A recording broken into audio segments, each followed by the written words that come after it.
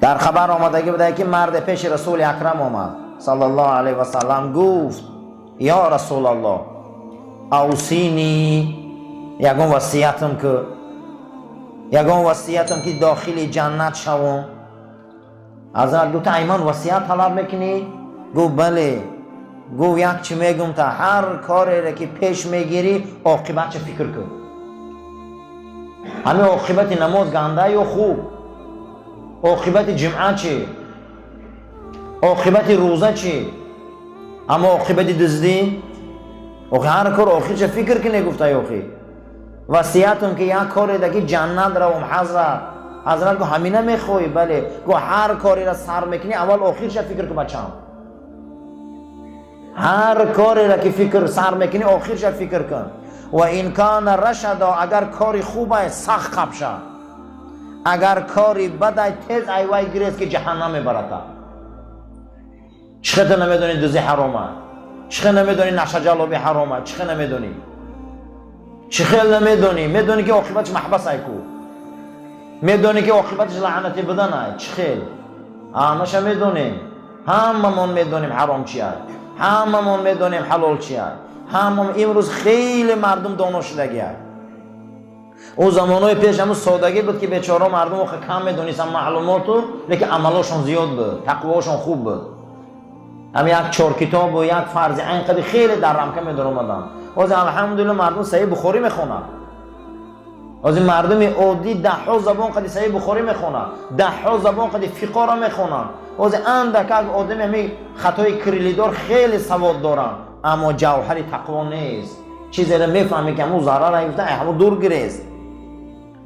و ینبغی للعاقل ان یکون له اربع ساعات منها ساعت یحاسب فیها نفسه. امام غزالی گفته که ای مردم برای شما 4 ساعت هست که در اون نفساتون حساب کنه. گفته یکم چیه؟ و توبوا الی الله جمیعا، توبه کنه. یکم حساب چی بده؟ توبه. این ماه توبه های. یکم حساب توبه بده است. کی ایده دنیا بگناه؟ کی ایده دنیا بلغزش؟ کی ایده دنیا میگه من تازه هم؟ هیچ کسی را کفالت داده نمیتونه، حتی پیغمبرها لغزش دارن. کی ایده دنیا مقصد بگناه؟ یکمین حساب چی بده عزیزان؟ یکمین حساب توبه بده. توبه گناه واجبه. توبه کردن در کار. گناه های همه من زیاده، گناه های لغزش های همه من بسیاره. همه من باید توبه کنیم. این ماه توبه.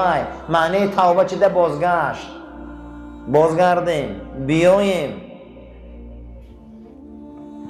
ایها المؤمنون، ای مسلمان توبه کنید. لعلکم تفلحون، تا این که شما نجات یابه. بازگشت آدم نجات میداده.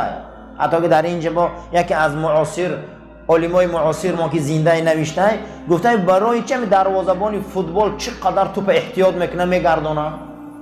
چی گفته؟ دروازه‌بان ایو همین توپ میبیاد زمین دم خوشا میپرتوید، آسمان دم خیز میکنه، سرش در همون بیتون هم میزنه، یک مقام میکنه، همه حیران میشه توپ نگذره. اما مردم دروازه ایمانش یک بارم خنه میسه. تو یک دروازه‌بان به خاطر بای دادن همون کماندش خوش هلاک میکنه در 90 مینوت، لیکن ما در 24 ساعت بسیار منخمون به ایمان میکنیم. رنگ یک دروازه‌بان هم خیلی ایمان من حرمت نمیکنه. این همی روز رمضان نیست و غیبت زده شده مالی، لیکن در 90 مینوت همین خلوه محاسبه میکنن. اگر اینش که یک گل زیاد باشه گو در 5 دقیقه در زمین خوشانو میپرتن یک توپ زنه. در همینجا یک روایتی که امیرالمومنین حضرت عمر آوردگی بوده از رسول اکرم صلی الله علیه و سلم، حضرت گفتن حاسبوا انفسکم قبل ان تحاسبوا، پیش ای حساب کتاب کردنی خودتان در روز قیامت اول نفساتون حساب کنید. ولی پیشگی حساب میشه.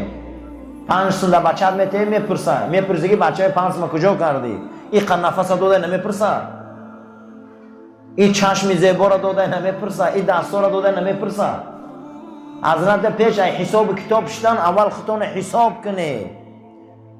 وزنوها قبل ان توزنوا، پیش ای بالای ترازو در اعمالاتون موندن خطان وزن که چند عمل داره، خطان وزن که چند عمل داره. همین روزا چه عمل کرده سی؟ حضرت عمر رضی الله تعالی عنه سخن رسول اکرم گفته. پیشتر موضوعمون درباره اخلاق و تربیت، درباره حساب نفس و نگاه کردن خود بود که حضرت علی کرم الله وجهه گفتگی بده که حضرت که نفساتان لجام کنید. حضرت گفتن که لجام چیه؟ گفته که لجام نفس گفته حساب های. همه روز یک یشکک بار میبیاری در دست یک ورقه همون حساب داری.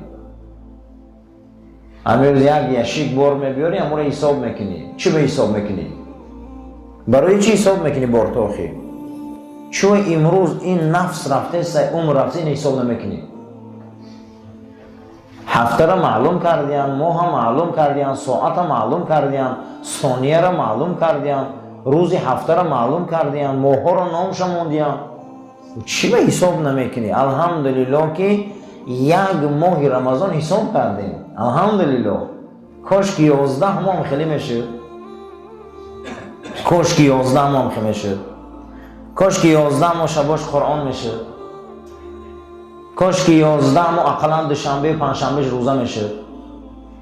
کاش که 11 ماه تسبیح ها میشد. کاش که 11 ماه دوشنبه پنجشنبه سرخرگ میشد. قسم به خدا زمان صحابه تکرار میشه. زمان صحابه تکرار میشه. از هم بزرگترین جهاد این جهاد نفس است. هر کسی که به نفسش اگر جهاد کنه تمام زنجیرها، قلفات، تمام دروازه های دنیا بالای ما کشاده میشن. برای همین انسان باید فکر کنه که نفسش اول اداره کنه. تو چه نفس اداره نمیکنی؟ میگی من تلاش میکنم در راه خدا این اجاره میکنم اجاره اون میکنم. تا نفس اداره نکنی قسم به خدا یک بالا یک جمع نمیشه. آدم باید نفسش اول اداره کنه. من یک ماه رمضان ریاضت، روزا گوشنمانی من میگذشت کو. همین روز میگذشت کو. من همین روز عبادت نکردم، شکم چرانی نکردم، میگذشت کو. باور کنه از ماهای پیشتر همین ماه با نسکار کرده بسیار بود. همین ماه با قوت شده. همین ماه نور پیدا کرده، لذت پیدا کرده. هیچ گپ نبوده. همین 1 ساعت در 24 ساعت در قرآن ختم میشه. هیچ گپ نه. هیچ گپ نه. 40 تا گوسفند شود با یک تاشت خدا میگرد زکات. یه 40 تا خدا من 40 تا گوسفند چه خیاتش نمیدادم. 500,000 شما میگه به 2.5% شده. 500,000 روبل یک سال در کسی من باشه 2.5% چیه؟ 11 ماه خوردی راحت کردی معیشت کردی همین یک ماه شقلان کن میگه آخی. نخود در 24 ساعت ما 1 ساعت جدا نکنیم برای خواندن قرآن. برای همین همگی حساب کنی. همین 2 رکعت فرض بامداد 5 دقیقه، 4 رکعت فرض پیشین 10 دقیقه، 15 دقیقه، 4 رکعت فرض نماز عصر 10 دقیقه، این 25 دقیقه، 3 رکعت نماز شام 5 دقیقه، این 7 دقیقه، 32 دقیقه، 4 رکعت فرضش 10 دقیقه، 42 دقیقه، 3 رکعت ویتر واجب 7 دقیقه، 50 دقیقه. در 24 ساعت نخو 50 دقیقه وقت نیوی 5 وقت نماز خونی. چقدر به دوزخ نمیری؟ چقدر دوزخ نمیری؟ 24 ساعت داده 50 دقیقه تو وقت نیوی نماز خونی. نخود 50 دقیقه اقلا فرض نخونی. چقدر دوزخ نمیری؟ البته دوزخ میری. برای چی؟ این قرارداد میخوری یک بار فکر نمیکنی 50 دقیقه تو وقت نداری. یعنی محاسبه میگم. نخواه یه هفته خری دوشنبه وقت نیوی روزه گیری. آخه همین محاسبه میگم. یک بار خمونم باید حساب کنید. حضرت علی کرم الله وجهه گفته است که حساب کنید نفساتان، لجام کنید نفساتان. گفته لجام نفس چیه حضرت؟